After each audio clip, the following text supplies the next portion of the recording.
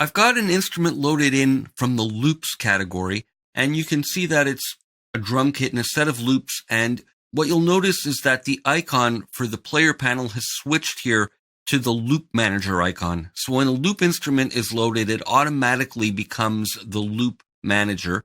And I'll click on it, and we no longer have the options, but it's switched to this. And we have trigger notes here, and we got a nice bank of loops loaded in.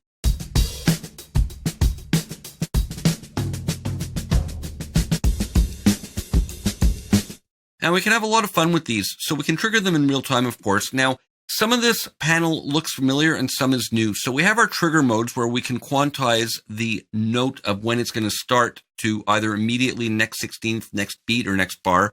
I'm going to leave it at next beat for the moment. We can use latch mode where we don't need to keep our finger on the key.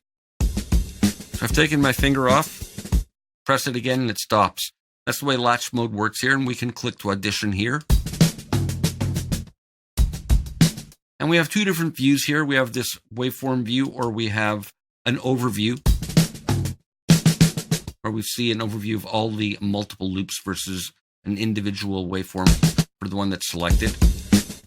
And with sync mode on, it'll always sync to the host tempo. Right now it's in my DAW with a tempo of that, or when we're in standalone mode, it'll sync to the tempo that we set manually up here. And we can have a lot of fun with this window with these knobs and these modes here for sound design. Let me first play you a little pattern I have done up with some simple accompaniment, and I'm going to trigger in real time these loops, quantized to the next beat, so they'll always be in time, and we can have fun just playing them as is.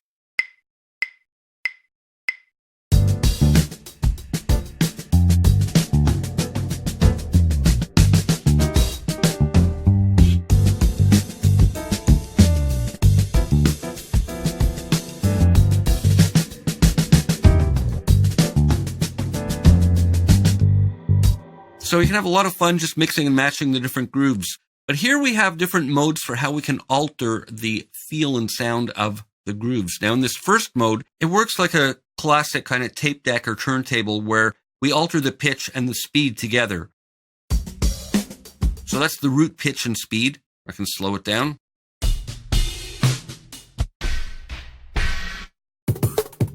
And if we go in increments of an octave, it'll be exactly half the tempo.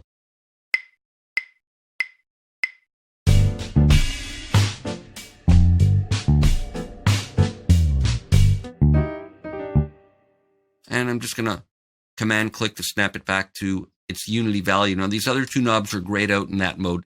In the next mode, we can alter the pitch independently of the tempo and then have a nice kind of sound design effect by breaking up the grains of the individual samples into a granular, sliced and glitchy type of sound.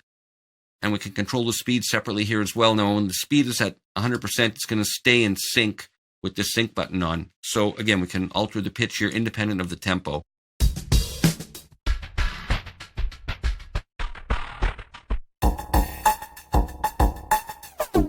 We get interesting grain effects, but it'll remain in sync.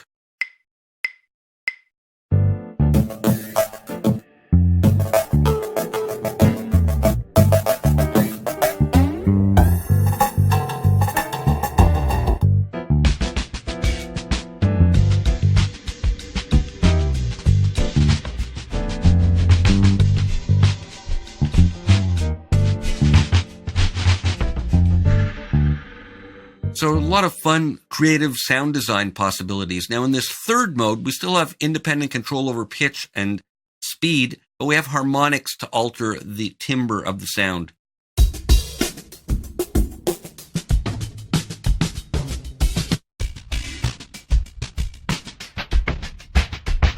So again, creative sound design. Now if I change this, it'll go out of sync. So I'm going to command click to leave that in.